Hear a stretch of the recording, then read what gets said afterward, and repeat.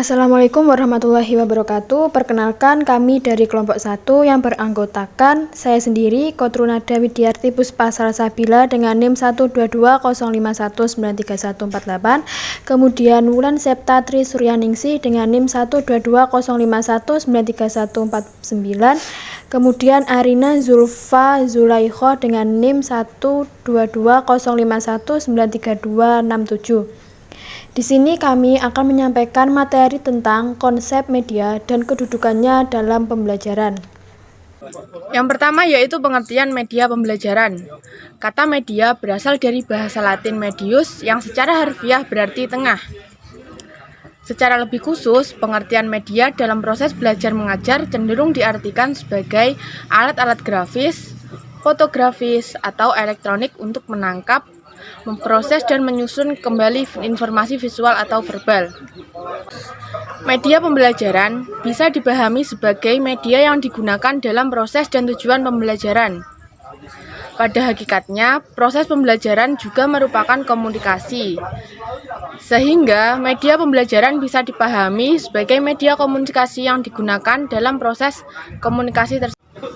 Menurut Anderson yang dikutip Bambang Warsita, media dapat dibagi dalam dua kategori, yaitu alat bantu pembelajaran atau instructional aid dan media pembelajaran atau instructional media. Alat bantu pembelajaran atau alat untuk membantu guru sebagai pendidik dalam menjelaskan materi atau pesan yang akan disampaikan.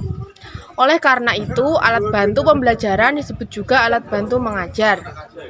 Fungsi dan manfaat media pembelajaran H. Malik yang dikutip Azhar Arsyad mengemukakan bahwa pemakaian media pembelajaran dalam proses belajar mengajar dapat membangkitkan keinginan dan minat yang baru, membangkitkan motivasi dan rangsangan kegiatan belajar, dan membawa pengaruh-pengaruh psikologi terhadap siswa.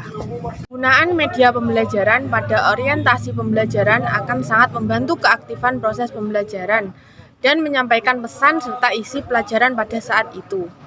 Selain membangkitkan motivasi dan minat siswa, media pembelajaran juga dapat membantu siswa meningkatkan pemahaman, menyajikan data dengan menarik dan terpercaya. Pentingnya media pembelajaran yaitu media pembelajaran membawa dan membangkitkan rasa senang dan gembira bagi murid-murid serta memperbarui semangat mereka, membantu memantapkan pengetahuan pada benak para siswa serta menghidupkan pelajaran. Di sini saya akan menjelaskan mengenai kedudukan media dalam konteks komunikasi pendidikan. Media merupakan segala bentuk dan saluran yang digunakan orang untuk menyalurkan pesan atau informasi berkaitan dengan pengertian tersebut, maka dapat dikatakan bahwa media merupakan alat yang digunakan untuk menyampaikan pesan dari pengirim pesan ke penerima pesan. Dalam proses komunikasi, media merupakan satu dari 4 komponen yang harus ada. Komponen yang lain yaitu sumber informasi dan penerima informasi. Jika satu dari ketiga komponen tersebut tidak ada, maka proses komunikasi tidak mungkin terjadi. Media pembelajaran adalah alat belajar mengajar segala sesuatu yang dapat digunakan untuk merangsang pikiran, perasaan, perhatian, dan kemampuan atau keterampilan peserta didik sehingga dapat mendorong terjadinya proses pembelajaran yang mempunyai peran fungsi media dalam pembelajaran. Ada 3 kemampuan atau fungsi media menurut Gerlach dan Eli. Yang pertama, kemampuan fiksatif, yakni media memiliki kemampuan menangkap, menyimpan, dan kemudian menampilkan kembali suatu objek atau kejadian. Yang kedua, memanipulatif, menampilkan kembali objek atau kejadian dengan berbagai macam cara yang disesuaikan dengan keperluan. Yang ketiga, distributif, yakni media dapat menjangkau audiens yang sangat banyak dalam sekali penampilan objek atau kejadian. Secara garis besar, peranan media yang dimaksud antara lain: 1. Menghindari terjadinya verbalisme. Yang kedua, membangkitkan minat atau motivasi siswa.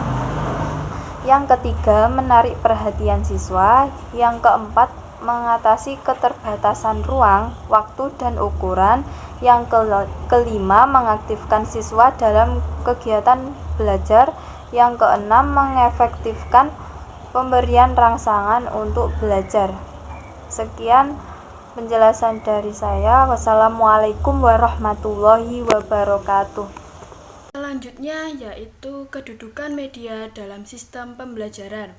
Pembelajaran merupakan sistem yang terdiri dari berbagai komponen. Dalam pembelajaran terdapat komponen tujuan, komponen materi atau bahan, komponen strategi, komponen alat dan media, serta komponen evaluasi. Media merupakan salah satu komponen dalam proses pembelajaran, sehingga kedudukannya tidak hanya sekedar sebagai alat bantu mengajar, tetapi sebagai bagian integral dalam proses pembelajaran.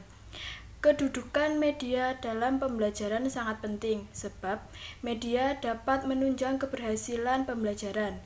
Bahkan, kalau dikaji lebih jauh, media tidak hanya sebagai penyalur pesan yang harus dikendalikan sepenuhnya oleh sumber berupa orang, tetapi dapat juga menggantikan sebagian tugas tenaga pendidik sebagai penyaji materi ajaran. Brown tahun 1983 dalam Sanjaya 2010 44-47 menjelaskan komponen-komponen yang harus menjadi perhatian guru dalam merancang sistem pembelajaran dikaitkan dengan pemanfaatan media pembelajaran. Yang pertama yaitu siswa. Proses pembelajaran pada hakikatnya diarahkan untuk membelajarkan siswa agar dapat mencapai tujuan yang telah ditentukan. Maka, dalam proses pembelajaran, siswa harus dijadikan pusat dari segala kegiatan. Artinya, keputusan-keputusan yang diambil, baik dalam merancang pembelajaran maupun implementasinya, harus sesuai dengan kemampuan dasar, minat dan bakat, motivasi belajar, dan gaya belajar siswa itu sendiri. Apabila kita sudah memahami persoalan-persoalan yang berhubungan dengan siswa, maka selanjutnya kita dapat memulai melakukan proses perencanaan dan menyusun desain pembelajaran.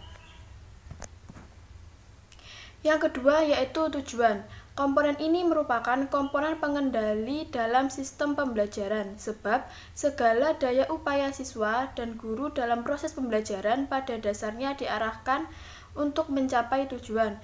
Dikatakan proses pembelajaran berhasil ketika tujuan yang telah ditetapkan dapat tercapai secara optimal. Sebaliknya, dikatakan proses-proses pembelajaran itu gagal saat tujuan pembelajaran tidak tercapai secara sempurna. Kemudian yang ketiga yaitu kondisi. Kondisi adalah berbagai pengalaman belajar yang dirancang agar siswa dapat mencapai tujuan khusus seperti yang telah dirumuskan.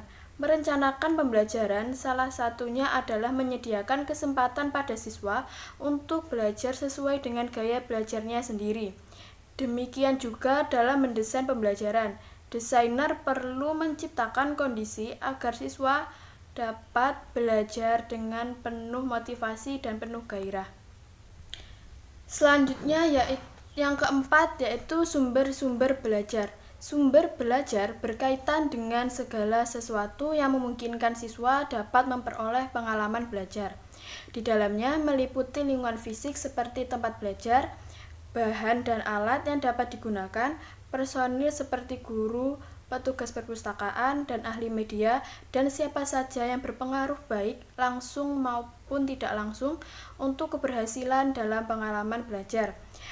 Dalam proses merencanakan pembelajaran, perencanaan harus dapat menggambarkan apa yang harus dilakukan guru dan siswa dalam memanfaatkan sumber belajar secara optimal.